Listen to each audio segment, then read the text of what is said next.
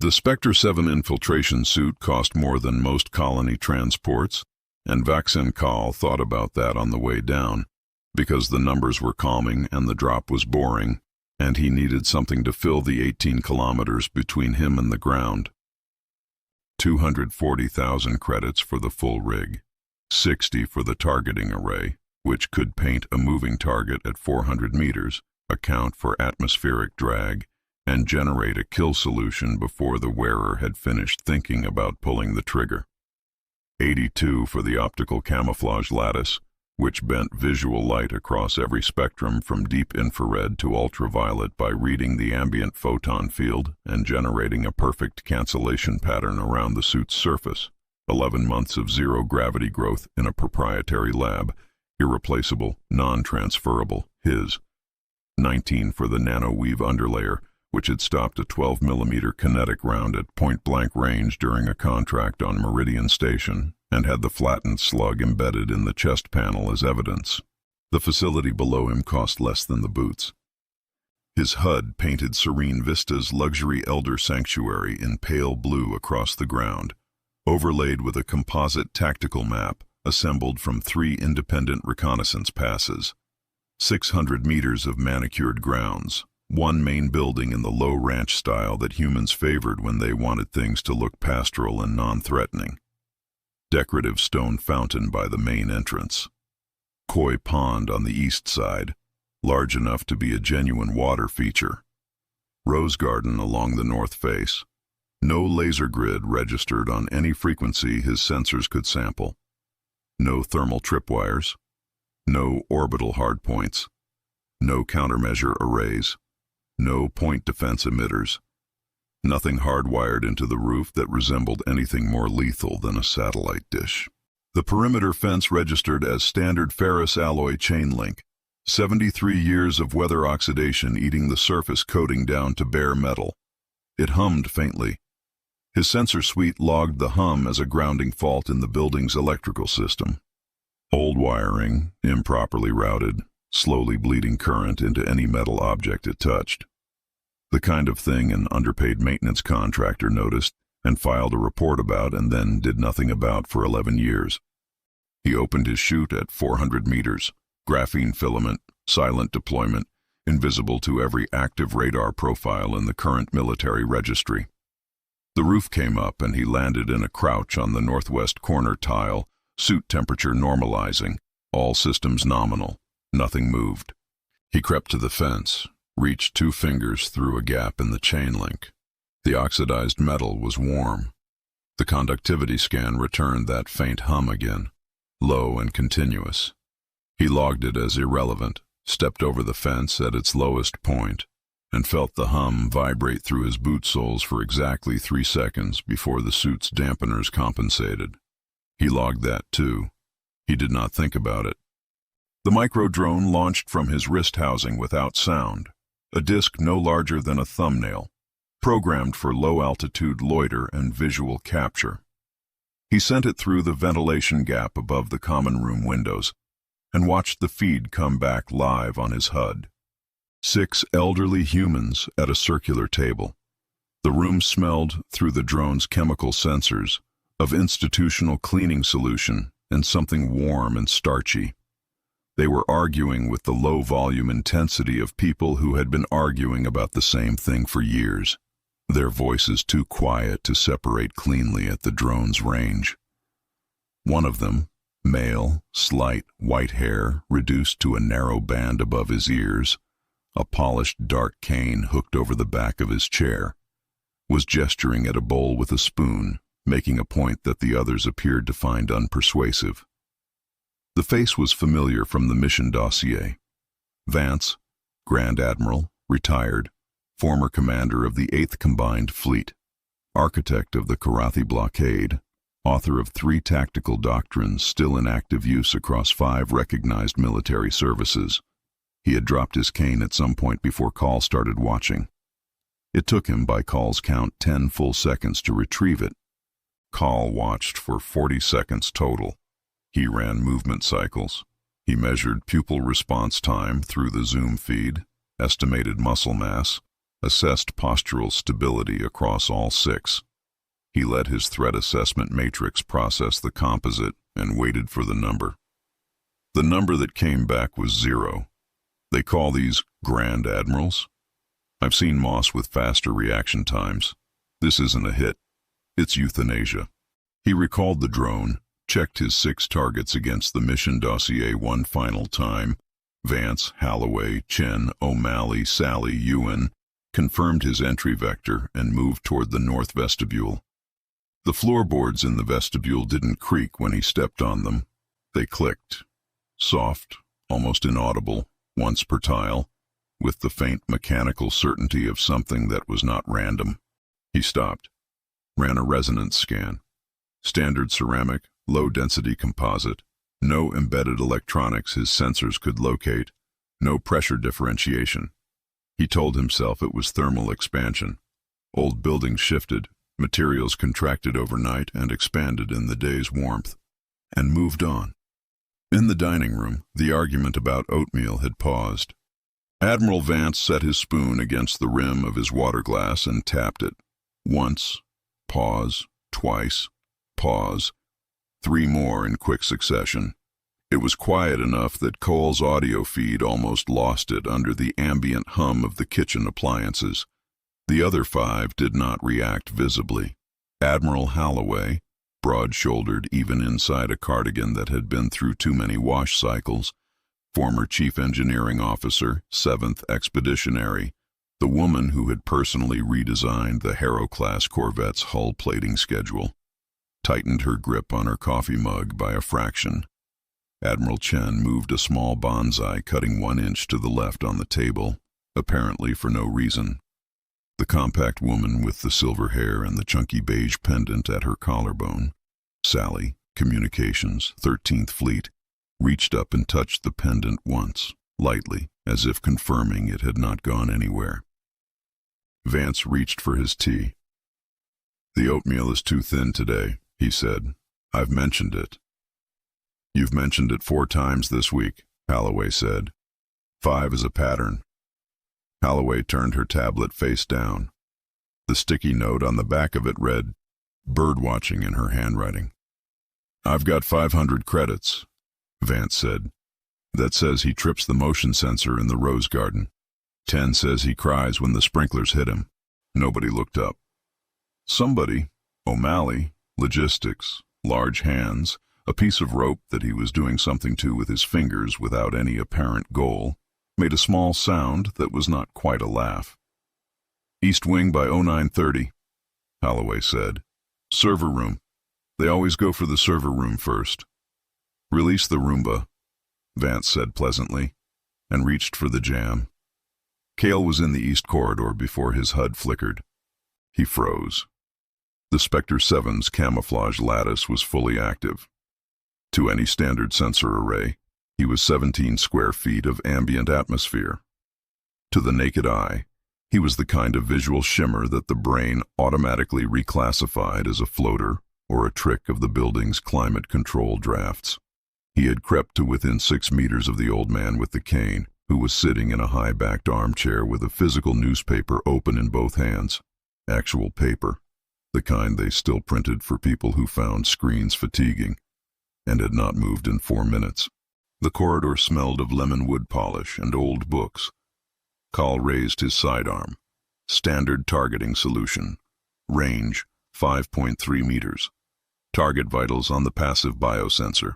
Slow, steady, unbothered. Heart rate of a man reading about something that did not particularly concern him. Admiral Vance reached up with one hand and adjusted the dial on his hearing aid. The sound that came out of it was not loud.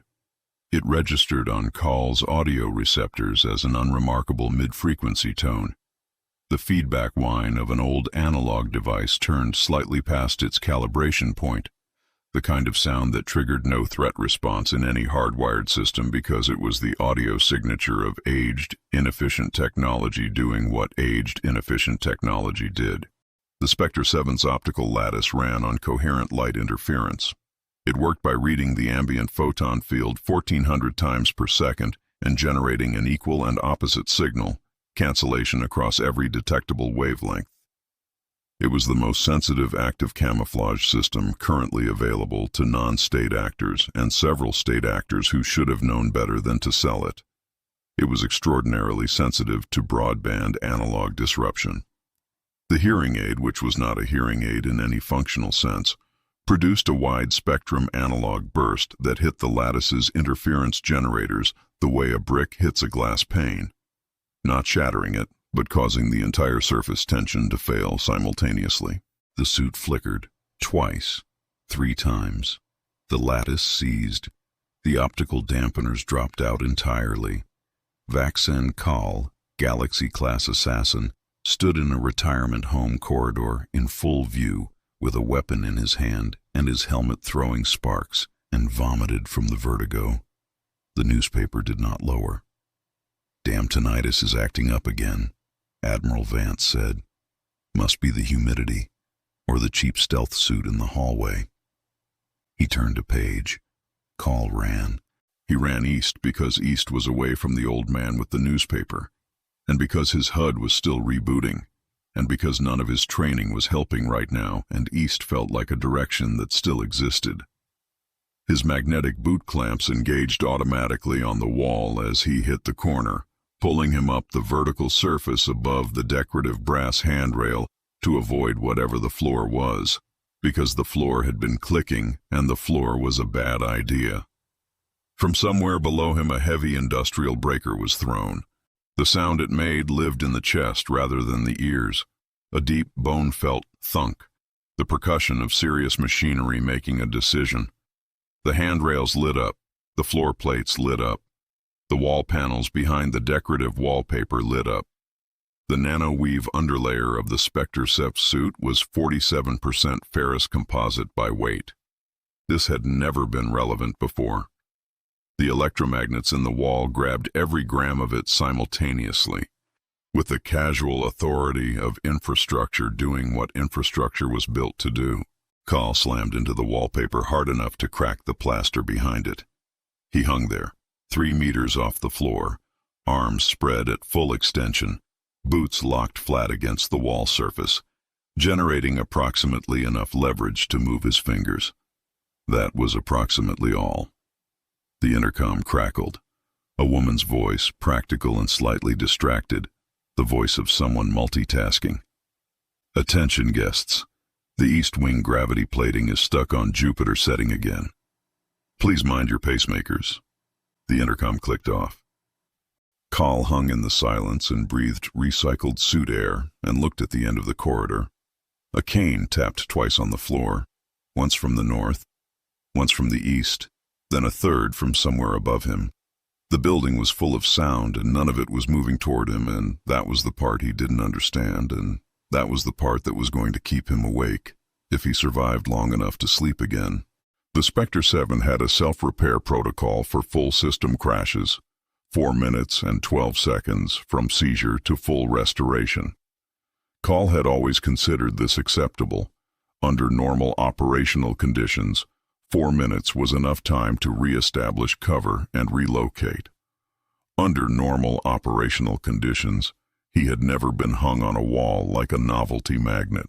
He spent the 4 minutes counting sounds, the distant percussion of a kitchen wash cycle, a grandfather clock, its tick so regular it had become part of the building's ambient frequency, a television, low and murmured, playing something about migratory birds.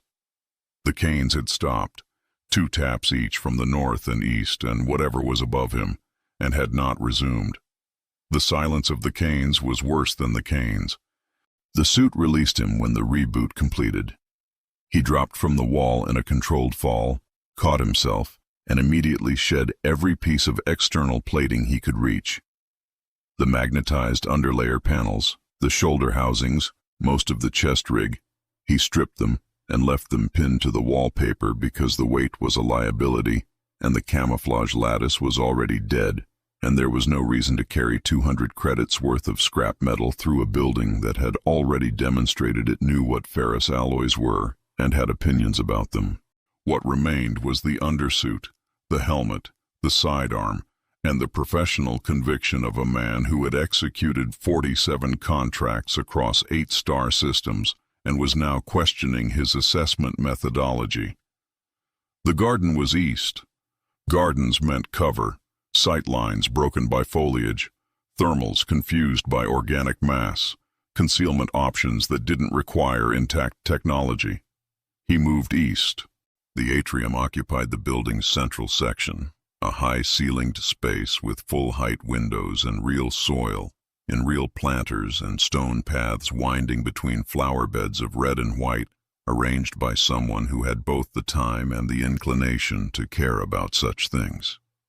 The morning light came through the glass at a low angle and made everything look pastoral and completely harmless. Kahl dropped to a crouch between 2 hedgerows, moving slow. Using the cover, his thermal signature already reduced without the suit housing, Admiral Chen stood at a low wooden bench at the atrium's center, bent over a bonsai tree with a pair of hand pruners, working with the focused patience of a man who had nowhere to be and had made peace with that. His movements were small and precise. He did not look up. Kahl moved deeper into the flower bed. The soil was soft under his knees. The roses on either side of him were large and well-maintained, their thorns catching the light. He was, for the first time since landing, genuinely invisible. Chen set down 1 pair of pruners. He picked up a second pair, slightly smaller, and selected a branch with the careful consideration of a craftsman.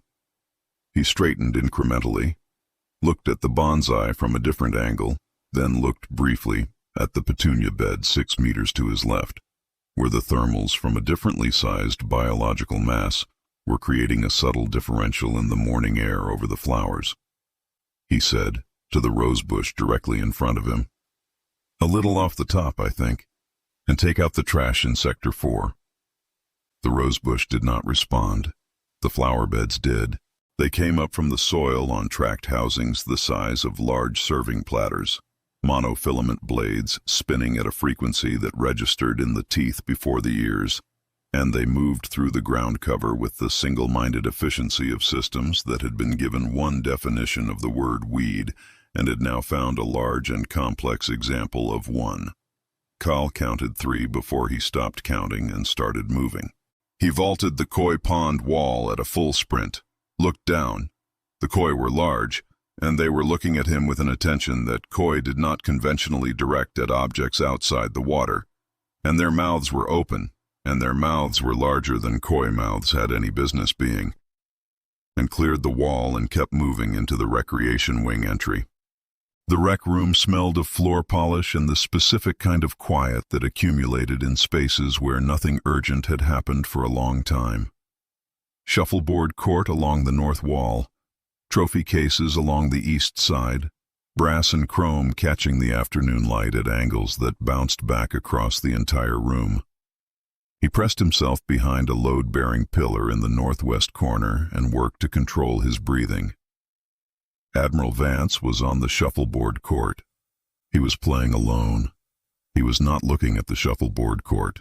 He was standing at the far end with both hands on the push stick, head bent, lips moving slightly, in the attitude of a man solving a problem that he found mildly interesting.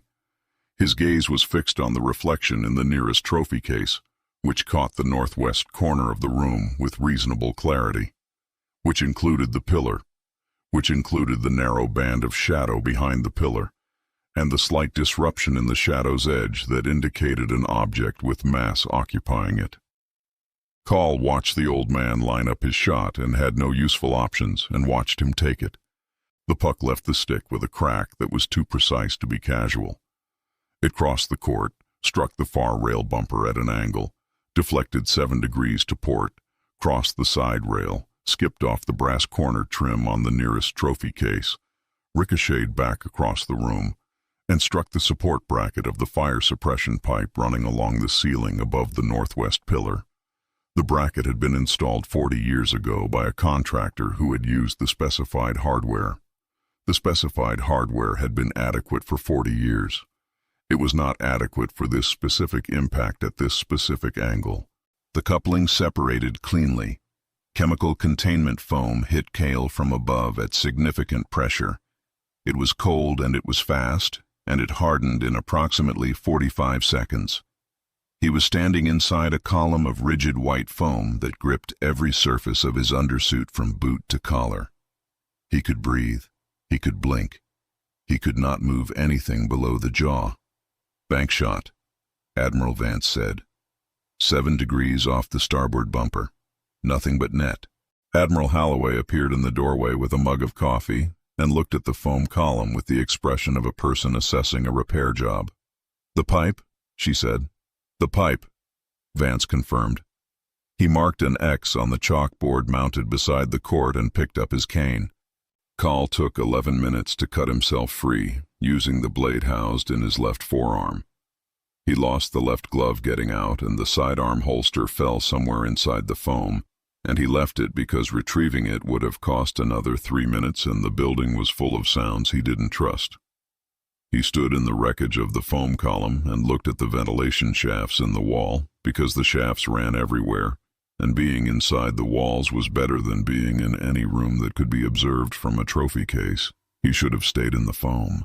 The shaft was narrow, dark, and smelled of recycled air. He moved on his elbows slowly, conserving noise. His helmet display had partial feeds restored, environmental sensors, pressure mapping, no thermal imaging yet, but enough to tell him the air temperature in the shaft was 22 degrees and holding steady. Then Admiral Holloway's voice came through the ventilation grill directly below his position. "The air quality index is a bit poor today. Let's sanitize the ducts." He heard a mechanical relay close. A physical switch, the kind with weight and resistance, the kind that committed to a position. Then light. Hot, white, UV flooding every 3 meters of duct simultaneously from emitters installed during the building's original construction and maintained ever since because maintenance was in the budget. The temperature in the shaft stopped being 22 degrees. It stopped being that very quickly. The ozone concentration rose fast enough to taste.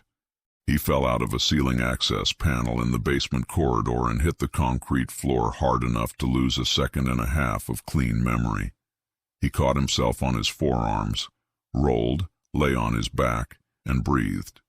His exposed skin from the collar down had absorbed a full commercial-grade sanitization cycle. He was tanned in a way that suggested he see a physician at his earliest convenience. The basement was dimly lit. Pipes and conduit running the ceiling in organized rows, each one labeled in a handwriting that was old but precise. At the far end of the corridor, behind a frosted glass door with support systems stenciled in block letters, something hummed with the steady authority of infrastructure that had been doing the same job for decades and intended to continue. He went through the door because it was the only forward option remaining. The room behind the door was not a server room. A server room had servers. This room had a telephone switchboard, a physical analog jack field and patch cord switching system that occupied an entire wall from floor to ceiling, its labeled ports arranged in neat rows with handwritten notations beside each one in the same precise script he'd seen in the corridor. A wheeled chair sat before it. A cup of tea cooled on the shelf beside the headset. The headset was plugged in. Kahl stared at the board for a moment. He plugged his Omni-Key into the most recent-looking interface port he could find, which was still approximately 80 years old by his estimate, and deployed his full decryption suite. "Someone's trying to fish on the intranet, dear," said a voice behind him. "Send them the unsubscribe package." He turned. Admiral Sally stood in the doorway in her cardigan, the pendant at her collarbone, a second cup of tea in her hand. She was looking at the switchboard with the mild exasperation of someone who had dealt with this specific category of nuisance before and had a proportionate response ready. She reached past him and pulled a brown rubber handle on the far end of the panel. 50,000 volts traveled back up the Omni-Key interface cable in just under half a millisecond. Kahl's wrist computer produced a brief bright light and then did not produce anything else. The Omni-Key, which had cost 11,000 credits and had successfully breached the access systems of 4 separate government installations, was now a collection of components that were no longer arranged in any meaningful relationship to each other. Sally retrieved her tea from the shelf. She looked at him with the expression of someone who had said everything she intended to say on a subject. "Wrong number, dear," she said, and left. It was precisely 2 in the afternoon when the blast shutters came down. Every window in the facility simultaneously sealed with a single percussion of heavy steel, dropping into housing channels that had been engineered to be fast and definitive and not remotely reversible from inside. The light cut from afternoon warmth to absolute zero in under 2 seconds. The building's automated quiet time protocol ran through its checklist with the certainty of a system that had been doing this same thing at this same time every day for years and had no opinion about whether anyone inside wanted it to. Kahl activated night vision. The facility expanded into green-gray resolution.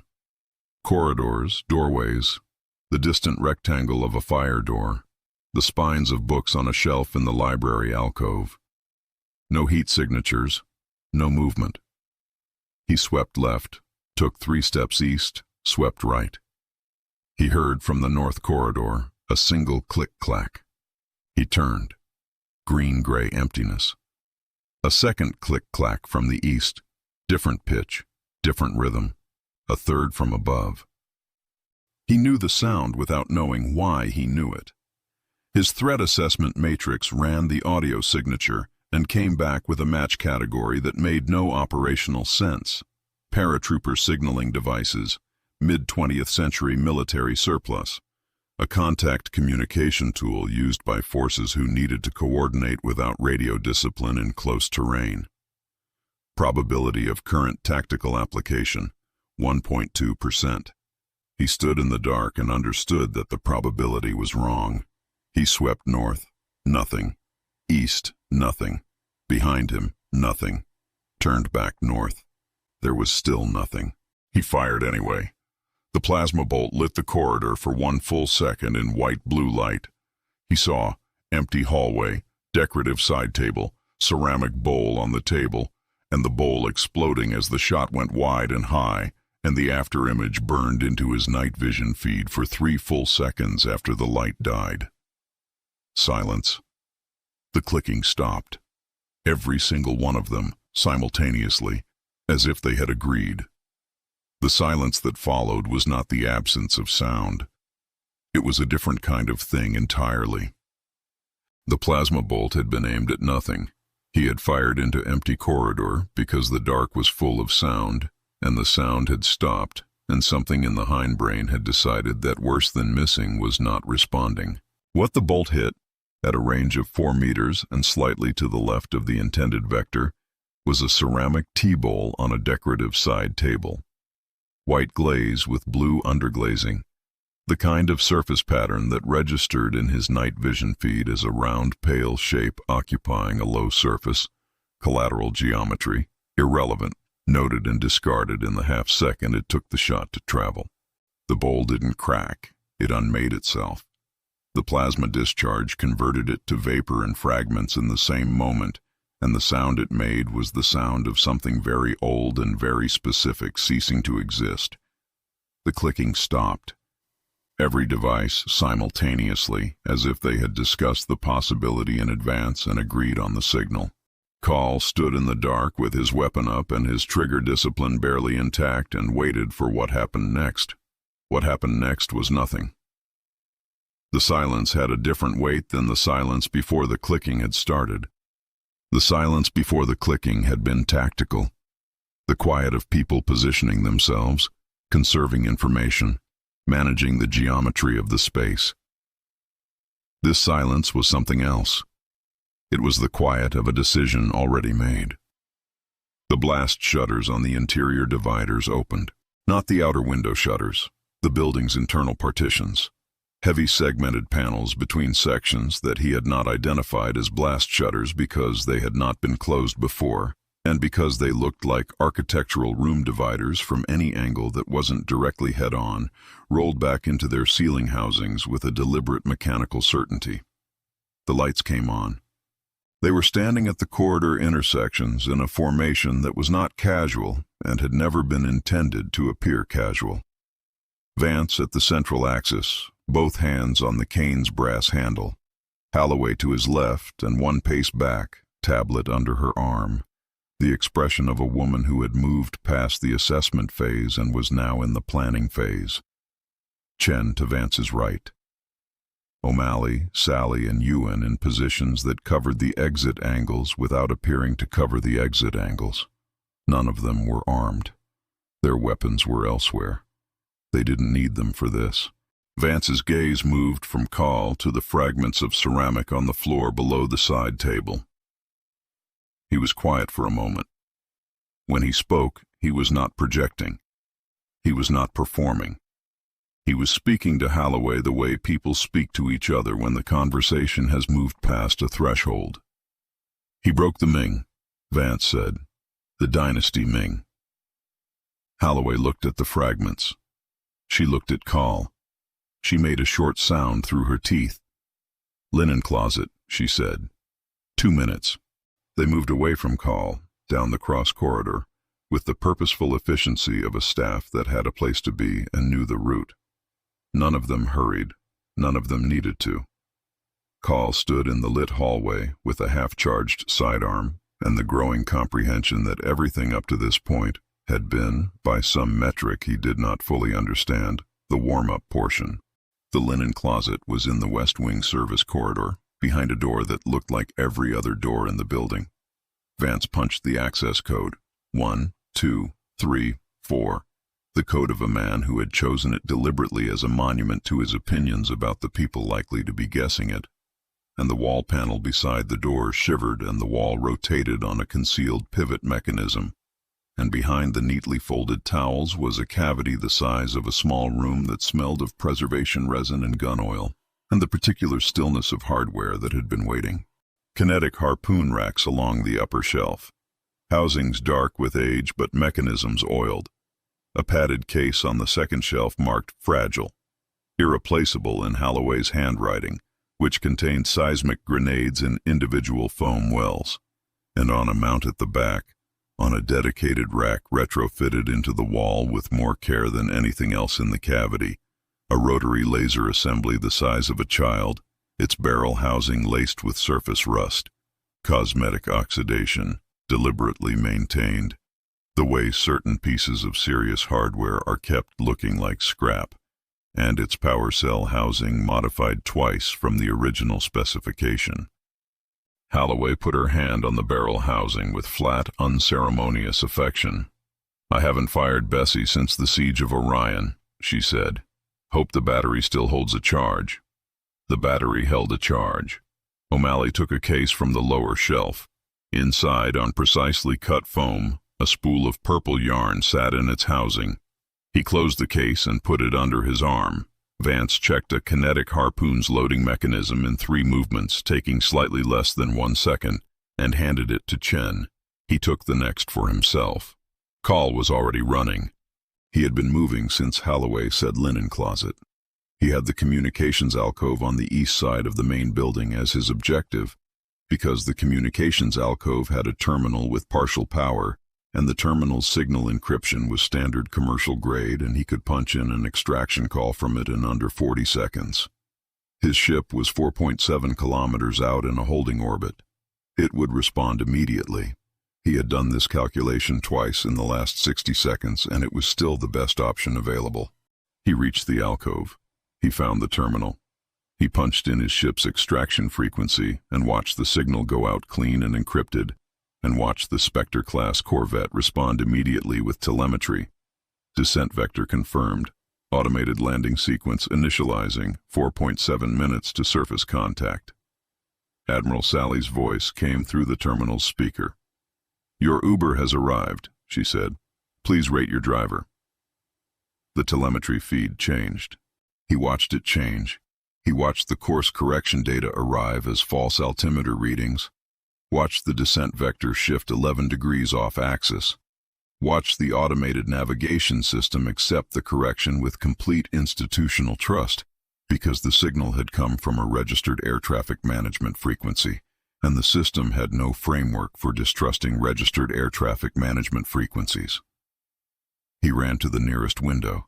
The corvette hit the decorative stone fountain at the facility entrance at a velocity that decorative stone fountains were not structurally equipped to manage. The impact sound arrived half a second after the light, a deep, flat concussion that resonated in the window glass and in the sternum simultaneously. Debris fanned across the front lawn in a wide radius. The fountain's central sculpture, a marble figure that had been holding a water vessel since the facility's opening gala, was now a distribution of smaller marble pieces arranged by the physics of the collision. His ship was 300 individually recoverable components. Sally was already on the salvage frequency. He heard her voice from a speaker somewhere above him, calm and factual, reading hull specifications to what sounded like a commercial recovery broker. She had a preliminary quote within 6 minutes. The quote was favorable. He ran west. He ran west because he had run east into the garden, and east had been the weed drones and the koi pond. He had run into the rec room, and the rec room had been the shuffleboard calculation. He had run up into the ceiling, and the ceiling had been the HVAC sanitization cycle.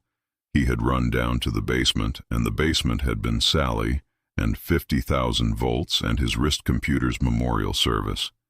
He was running out of cardinal directions, and west was the one he hadn't exhausted.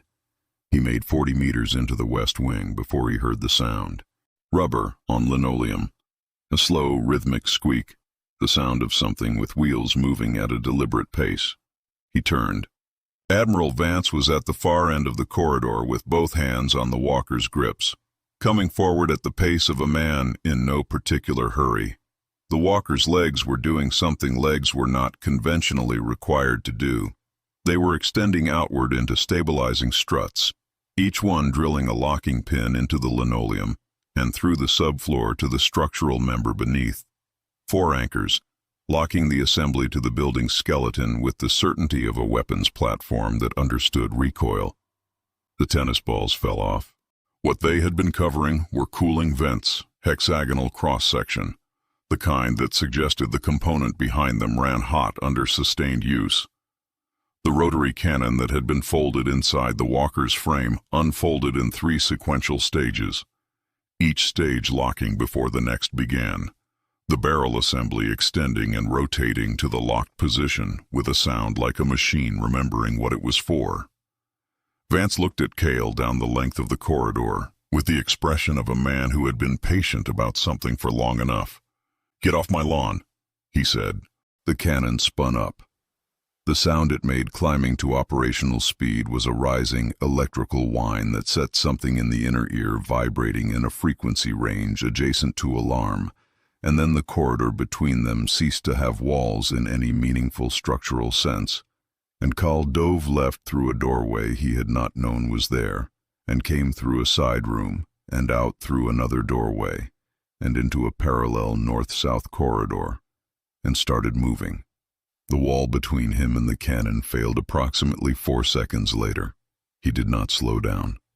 He needed load-bearing mass, real cover, not concealment, something rated against kinetic impact, blast-capable construction materials, a structural member that could provide genuine protection rather than merely visual occlusion. He was running toward the West Wing service stairwell when Holloway's voice came through the intercom. She sounded like she was reading off a checklist.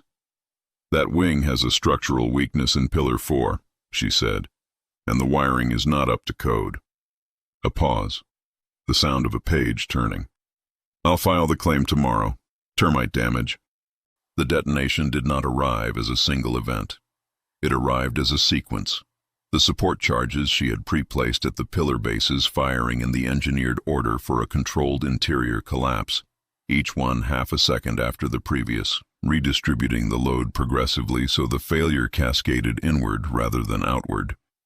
The geometry of the West Wing folded into itself with deliberate purpose. The floor tilted. The ceiling came down in the sections it had been designed to come down in. The debris field organized itself according to the blueprint she had been reading. Kahl found a pocket of negative space under a fallen beam, the kind of gap that controlled demolition created when it wanted to funnel remaining occupants in a specific direction, and crawled through it, north, following the only path the rubble had left open, through a fire door blown off its upper hinge and into the room beyond. The bingo hall smelled of chalk dust and floor wax. Long table, 6 chairs. A ball cage suspended from the ceiling on a motor mount, still rotating slowly, its numbered balls clicking against each other in the small, regular percussion of a machine that had no reason to stop. A chalkboard on the east wall with a half-finished game and 2 columns of names beside it. The 6 of them were seated at the table. Their weapons were not on the table. Their weapons were elsewhere, holstered, cased, leaning against their chairs. They were seated at a bingo table in a bingo hall, hands at rest on the surface in front of them, and they were looking at him with the specific quality of attention that accumulates in people who have seen every category of serious situation that exists and have stopped being surprised by any of them. The combined weight of it was not metaphorical. It pressed. Nobody spoke. The cage clicked. A ball dropped into the chute and rolled to rest. Vance reached for the wooden pointer on the table. He indicated, without inflection, the single empty chair at the center of the long axis. The chair that faced down the full length of the table. The chair that had been placed there, and only there, and had been waiting. "Please sit," he said. "We're just about to call the final number." Kahl sat down. He sat down because his legs made the decision before his professional identity could object, and because the chair was moderately comfortable, and because 600 combined years of warfare had filled the room up to the ceiling and there was nowhere else to go. The cage kept turning. A ball dropped into the chute. It rolled the length of the channel and came to rest against the stop, and Vance glanced at it the way a man glances at a clock when he already knows what time it is. The chair was moderately comfortable.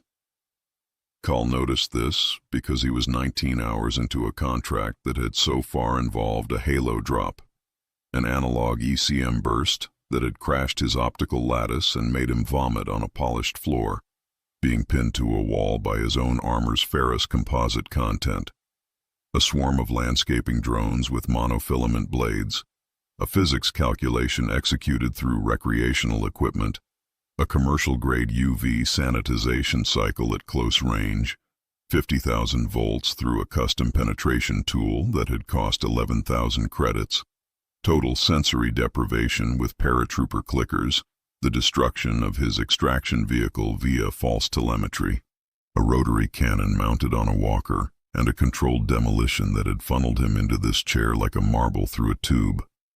His body was filing a comprehensive report on all of it. The chair was still moderately comfortable. Vance had not moved. His hands were at rest on the table. His cane was hooked over the chair back, brass lion head handle catching the bingo hall's overhead light. The cage kept rotating behind him, its motor a low, steady hum, the numbered balls rattling at the intervals of a machine running through a sequence with no terminus. The other 5 were seated in positions that covered every exit vector without appearing to be anything other than 6 people sitting at a table. Kahl reached his right hand toward the left collar housing of the undersuit. The gesture was not subtle. The microwave oven on the side table made a sound. Not a cooking sound. A pulse. Brief, high frequency, targeted with the precision of a modification that had been made by someone who understood both microwave emission profiles and the specific ignition relay architecture of the Spectre series self-destruct system, which used a frequency band that the manufacturer had selected for its clean signal and had declined to shield because shielding it would have required a redesign of the collar housing, and the manufacturer had done a cost-benefit analysis and made a decision. The relay died without theater.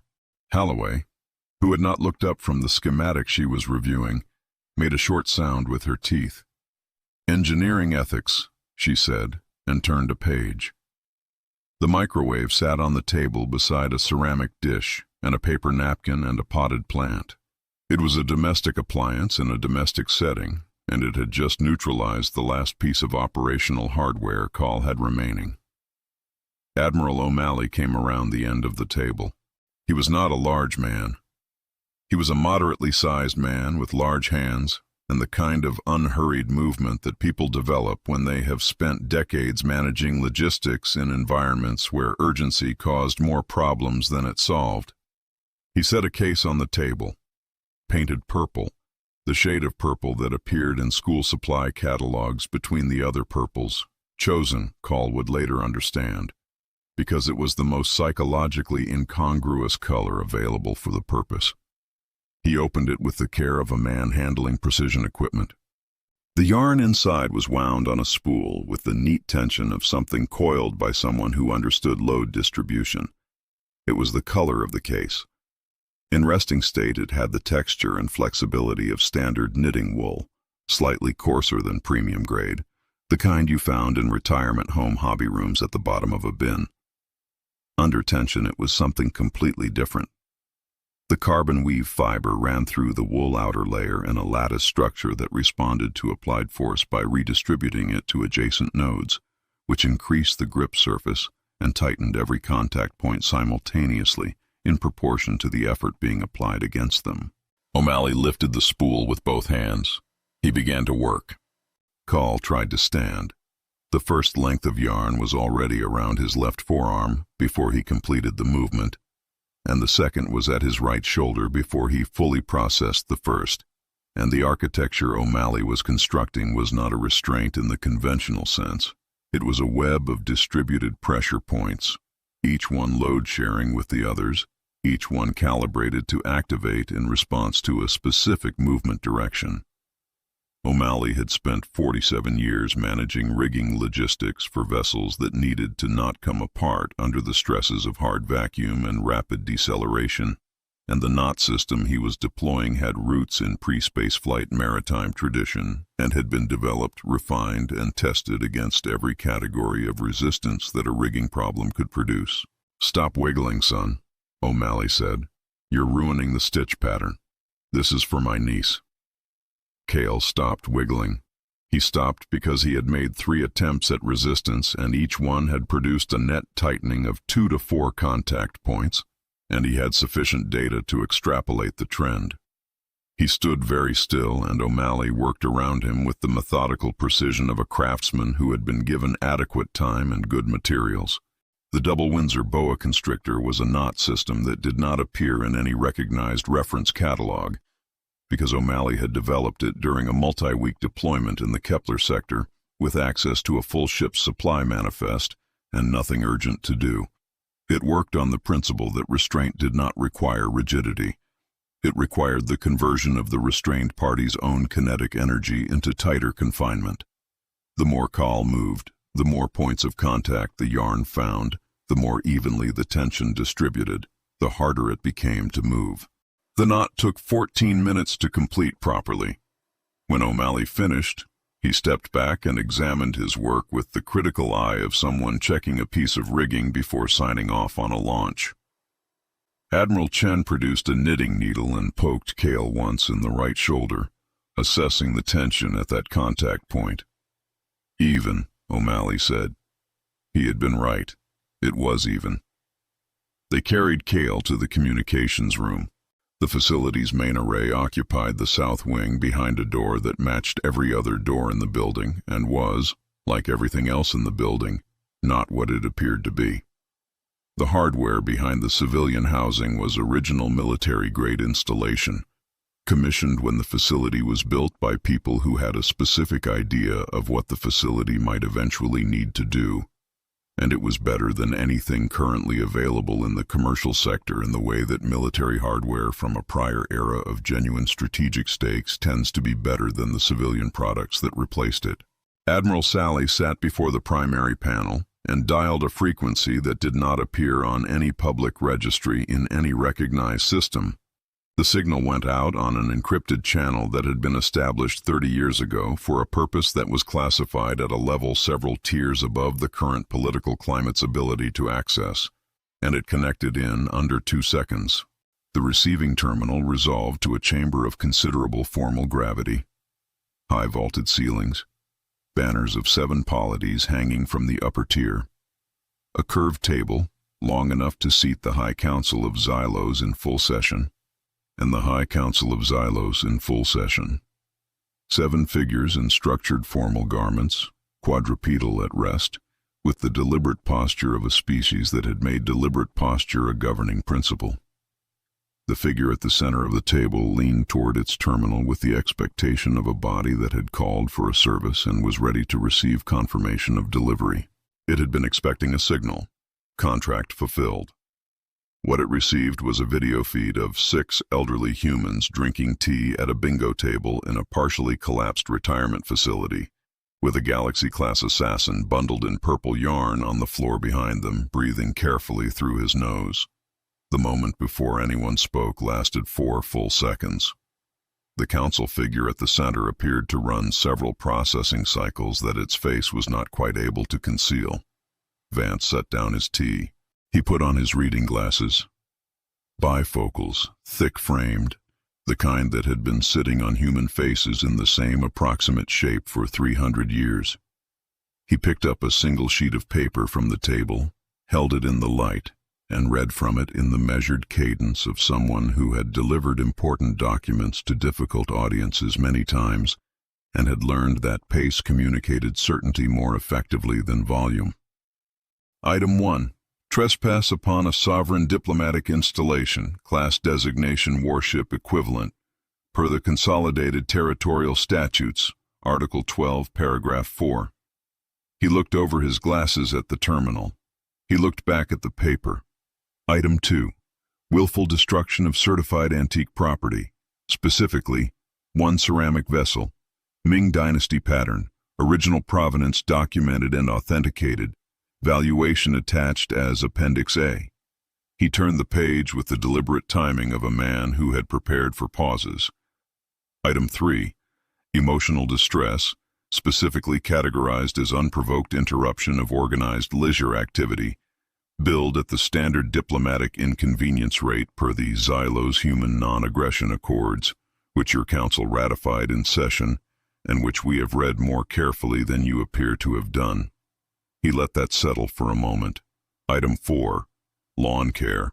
That one is for the fountain. We're billing at replacement cost, not market value, because the market does not currently produce marble sculpture at that quality, and we intend to have it restored. The council figure at the center produced a sound that its universal translation system rendered as, "Surely you don't intend to." Vance looked over his glasses at the terminal. The sound stopped. He waited a moment. He appeared to confirm, to his own satisfaction, that the sound had fully stopped.